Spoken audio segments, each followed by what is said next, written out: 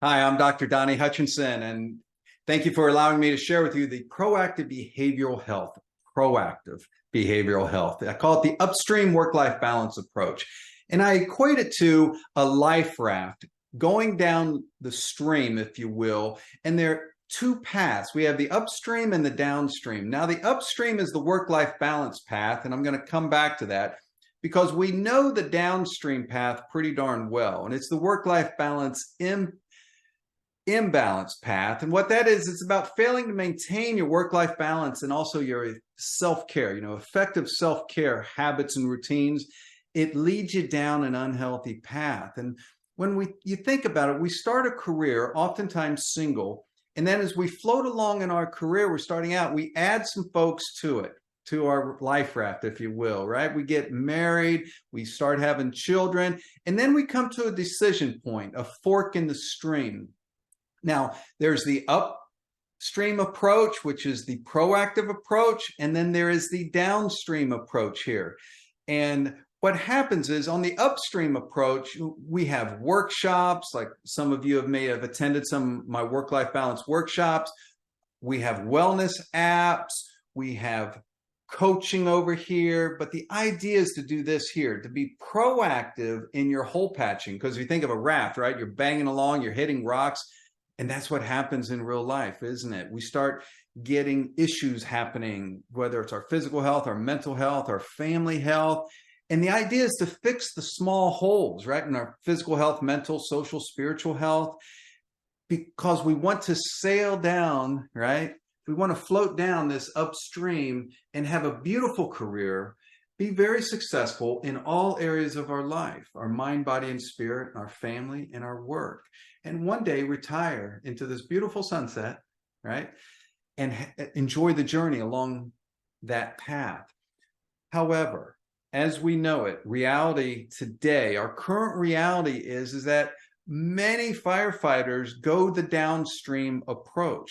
Now they're warned. It says, warning, warning, warning, do not enter, do not do what I did 20, 30 years ago. Do not go down the stream.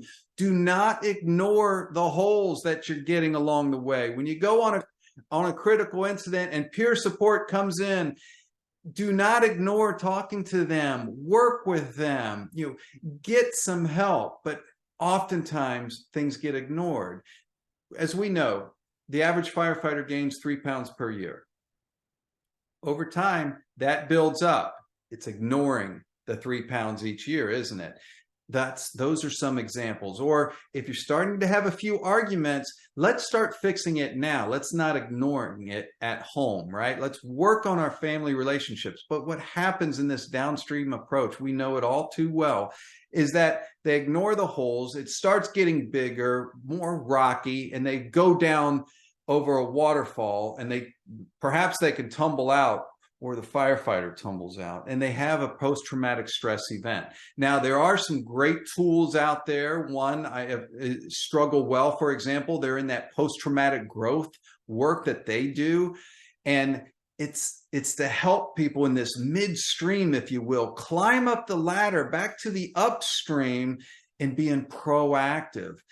Now, we know that midstream intervention, we're just starting some programs for that. But what happens, as we know all too well, is that they keep going downstream. They go over waterfalls. And then what happens is they get over here and they have this health family crisis. Everybody's fallen out of the raft, right? And then unfortunately, that is when therapy begins. And if you think about it, therapy becomes very, very costly here because it's reactive, right? It's a reactive. Everything has fallen out of the raft. Everybody's challenged with family crisis, health crisis, and then we try to fix it. And that is a large order to fix.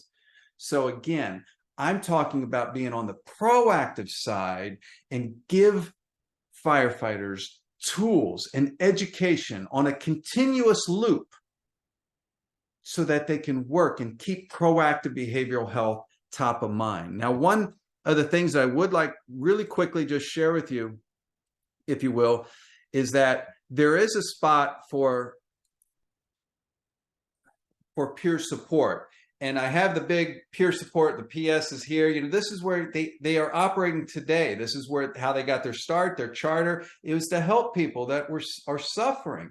And we need that. The problem is it's an overflow. We need to slow the stream of people going down the downstream, because we don't have that many therapists. And it's so challenging to really help people to get all the way back upstream.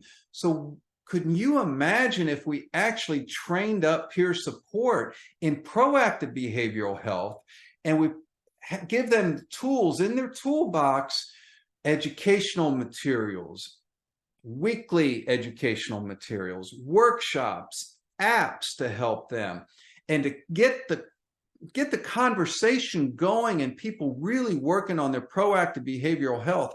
And again, this isn't mental health. Okay, this is behaviors. So it's our physical health behaviors.